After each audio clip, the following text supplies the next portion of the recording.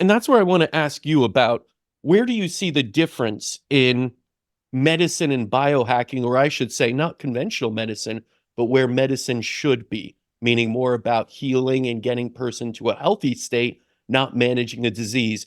Do you see the kind of barriers between the two? Because you're right, one's over here and seems like a cult of people that want to be superhumans and live forever. And one is this sort of like, well, I'm sick and I need drugs, or Yeah, that's the surgery. problem. Yeah. Right. And then it's these two groups that are just looking at each other with disdain, being like, well, Yeah. you're wrong. You're Yeah. crazy, right, for Yeah. doing all Yeah. this. And I often sit in the middle where I think people should be, in the gray, not the black and white, and say, well, can't we all just come like together? Can't we all just get along? I understand. Yeah. And and I've and and just have meet in the specific middle and rules. handshake and be like, yeah, you could Uh, chill out a little bit and you could yeah. maybe take your health a little bit more seriously. Yeah. And then we'd all Yeah. be better off. But where I do you agree. see that? Like, do you see biohacking moving further away from the mainstream, kind of where everyone is? Or do you see it kind of coming into the everyday lives of people I and think, even yeah. medicine?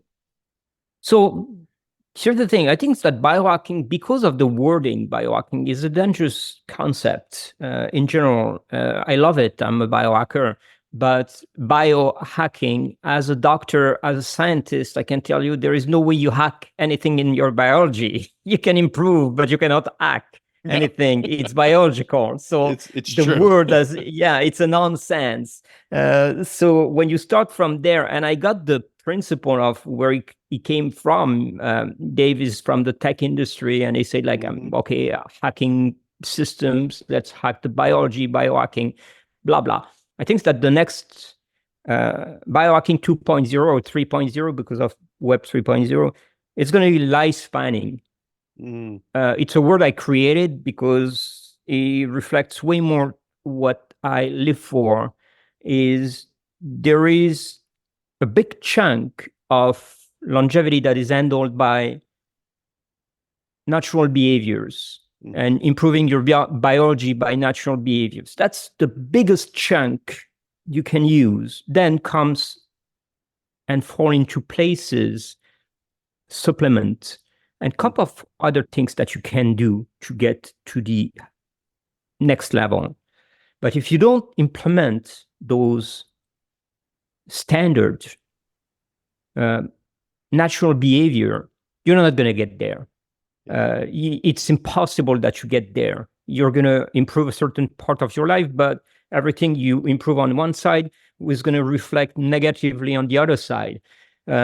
So take it on the holistic way and put everything in perspective, but then make it understandable and chunkable, I would say, that people can implement that in their life naturally, step by step, whether they are 12, 15, 20, 30, 40, or 70 or 80 years old. It doesn't matter.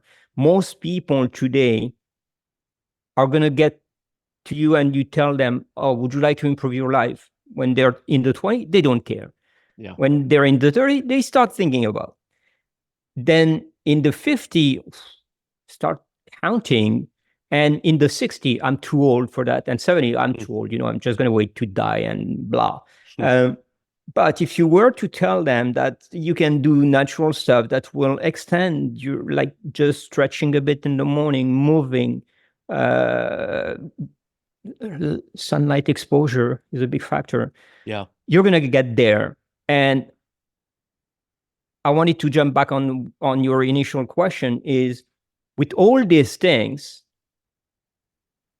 the health system as it is today, the medical system and doctors in general, you're not going to need them the way that they have been educated, because they have been educated to treat people with a pill that big pharma are giving them.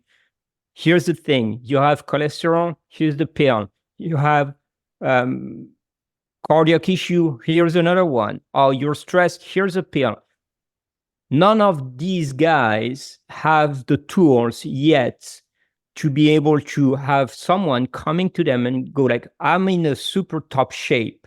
but I may have a factor, genetic or not, that leads me to heart disease or cholesterol or diabetes. Can you help me in doing that? And not by a pill, by helping them to take the right supplements, natural medicine, I would say, getting into improving and not treating. Then, of course, we're going to talk about AI and all these things that is coming right after that. That's going to Yeah. help us. Yeah. But Yeah. it's a good, we live in a world today that is super interesting because everything goes fast, is changing super fast.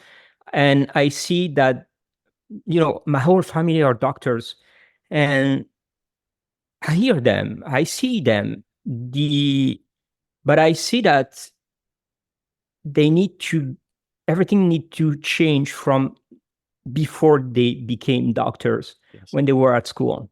And hopefully, because of AI, we're going to be able to do that, to change fast and adapt people learning education again, to make this doctor the best biohacker in the world, capable of supporting the population of the world to be lifespanners. Yes. And I do feel there is already this upswell of the medical community that is embracing it. That is, you Yeah. go to these biohacking events, you see more doctors at these things, Oh, yes. and you see people that are understanding we have to. It's not like a question of if we should.